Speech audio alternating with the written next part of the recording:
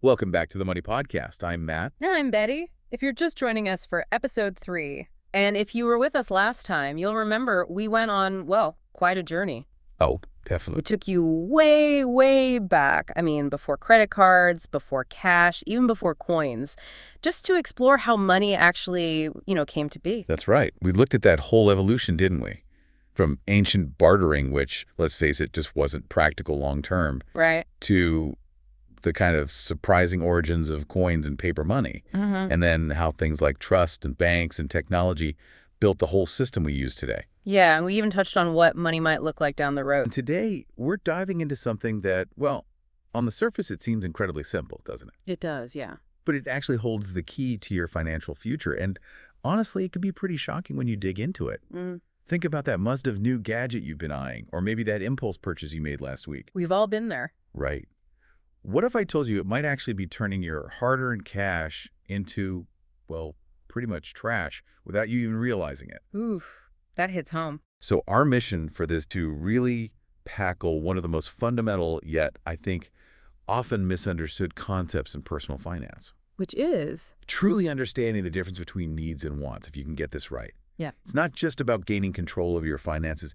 It feels like you're reclaiming your freedom, freedom from that constant push to just consume. It's incredible, isn't it, how much our world doesn't just push us towards consumption. It almost tricks us sometimes. Yeah, it builds this whole narrative, doesn't it, around what success looks like. Exactly. Every new gadget, every designer label, every shiny car, it feels like it's supposed to be a necessary chapter in your, personal success story. Right. We're just constantly bombarded with this idea that our worth is somehow measured by the sheer volume of stuff we own. Mm-hmm. And it's not even subtle pressure, is it?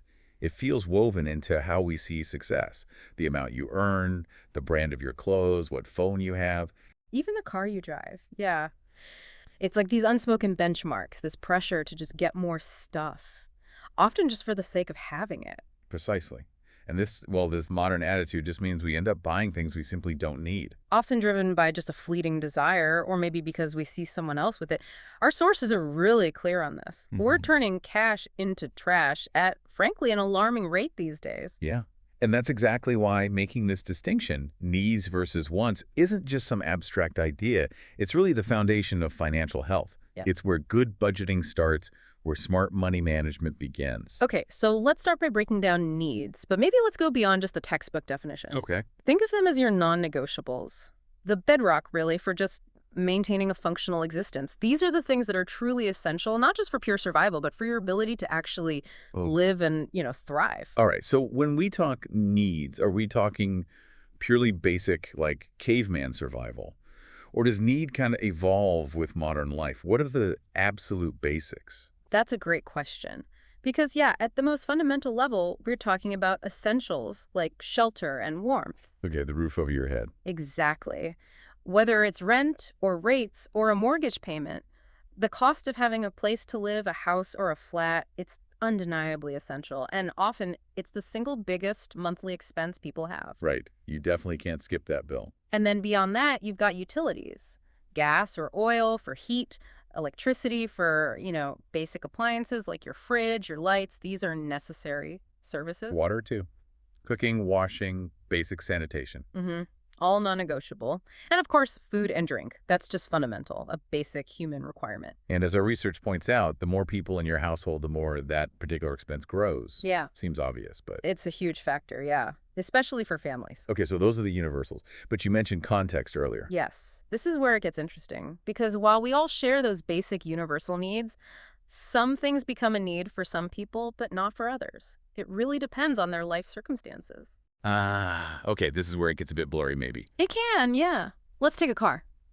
Good example. For some people, having a car is genuinely a need. They need it to get to work, maybe transport kids, that sort of thing. Right, so if the car is a need. Then things like fuel, insurance, tax, repairs, servicing those become needs too because they're essential to keeping that car running. Makes sense. But for someone else, maybe someone living in a city with great public transport, a bus pass or train tickets might be perfectly fine. That's their need met. Or if you're lucky enough to live close enough to walk or bike to work. Exactly. Then you don't have any of those transport costs at all. So the car and all its associated expenses, it's a need for one person, but completely unnecessary, maybe even a want for another. It really shows how personal this definition can actually be. Okay, so if those are the needs, the non-negotiables, even the context-specific ones, Hmm. then what about wants? Where do we draw that line?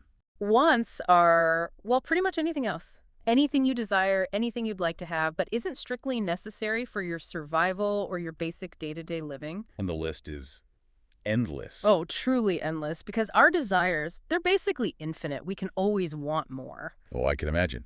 We're talking things like the very latest iPhone, right? Or the newest iPad. Yep. Or an Xbox, expensive computer games, a massive 50-inch TV. It's amazing how quickly that list can grow in your head. Absolutely. Think about a fancy sports car or a motorbike, maybe a caravan. Those luxury holidays we see advertised everywhere. Eating out somewhere really posh, like Gordon Ramsay's you mentioned. Exactly. Or owning expensive jewelry like a diamond necklace, a Rolex watch, maybe even a yacht. Okay, maybe not a yacht for most of us, but yeah.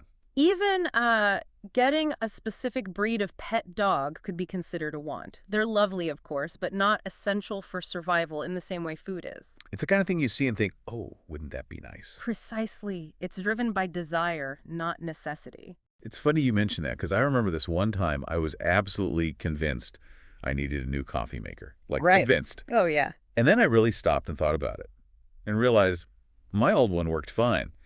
I just wanted this fancy new one that looked really good on the kitchen counter. Huh. See? It happens easily. It really forces you to hit pause, doesn't it? Yeah. It's actually great exercise for everyone listening. Really pause and think about your own situation right now. What are your undeniable needs? And what falls into that huge, tempting category of wants? It can really shift your perspective. But here's where it gets, well, maybe even trickier, where the real challenge often lies. Okay. Sometimes those lines between needs and wants don't just get blurry, they seem to almost disappear. How do we navigate that? Especially with something really basic like food. Right, I've definitely felt that confusion too. Our sources bring up that perfect example, food. Eating is a need, obviously. Yeah. Survival 101. Yeah. But then eating out at a super expensive restaurant, like we mentioned, is listed as a want. How can eating be both? Well, it's because while nourishing your body is essential, you don't have to eat at a gourmet, high-end restaurant to meet that basic need. Okay. You go to that expensive place because you want the experience, right? The ambiance, the specific type of food, the service, not because it's the only way to get calories. So the core need, getting food, can be met much more simply, much more cheaply. The fancy restaurant is extra. It's layered on top. Exactly. It highlights the layers we often add to our basic needs, turning them into wants. That makes so much sense. It reminds me of the car example again from our sources. Needing a car for work, Right. okay, that can be a legitimate need. A cheap little runaround would do the job, get you from A to B. Sure. Functional transport. But then choosing to buy, say, a brand new convertible Mercedes, That's a want, plain and simple. right, as our material points out, that specific want probably costs a lot more than was strictly needed for transport. And was totally impractical as a family car, for instance. Yeah. It's a perfect illustration of how a want can just completely steamroll a basic need, often with pretty big financial consequences. You end up paying for the status, maybe, or the perceived luxury, rather than just the function you actually needed. And the mobile phone, another classic modern-day example, right? Definitely. A mobile phone these days, Yeah. you could argue it's a genuine need for many people. Safety, communication, navigation, even things like online banking now. It's become pretty integrated into daily life, yeah. But you definitely don't need the latest Apple version 50 with 6 cameras, 10 terabytes of storage, and a shiny gold case. No, that's purely a want. Great. If you choose that super spec, top-of-the-line version, it's because you want to, not because it's a necessity for survival or even for basic function. It's driven by desire, maybe marketing, definitely not need. And that ties into that whole idea of keeping up with the Joneses, doesn't it? It absolutely does. We'll actually dig into that whole psychology of consumerism and social comparison in a later deep dive, because that's a huge driver of wants that goes way beyond just simple personal desire. It's complex. Okay, so pulling this all together, what does this mean for us, practically speaking? Yeah. Day to day? Well, our material offers a really powerful but actually very simple tip. Okay, let's hear it. Next time you are tempted to buy something, anything, just take a moment, pause, and think. Is this product actually a need? or is it a want? Just ask that simple question, need or want. Exactly. And if it is a want, then ask the follow-up. Is it really worth it? Is it worth the money, the time it took to earn that money? That's a simple question. It feels like more than just saving cash, doesn't it? Oh, it absolutely is. It's about a fundamental shift in your financial mindset, moving from just reactive consumption, seeing something and buying it, to like intentional allocation of your resources. Making sure every pound or dollar actually serves a purpose that lines up with what you really value. Precisely. Mastering this distinction, needs versus wants, it really is a foundational skill for financial literacy, for managing your money effectively day to day. It's all about making conscious choices, not just blindly spending. It's such a powerful lens to view every purchase through, whether it's big or small.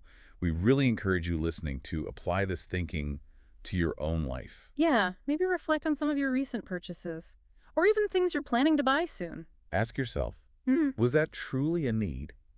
Or was it a want? And if it was a want, was it genuinely worth the cash you exchanged for it? That conscious choice, that pause, it's the crucial first step towards living within your means.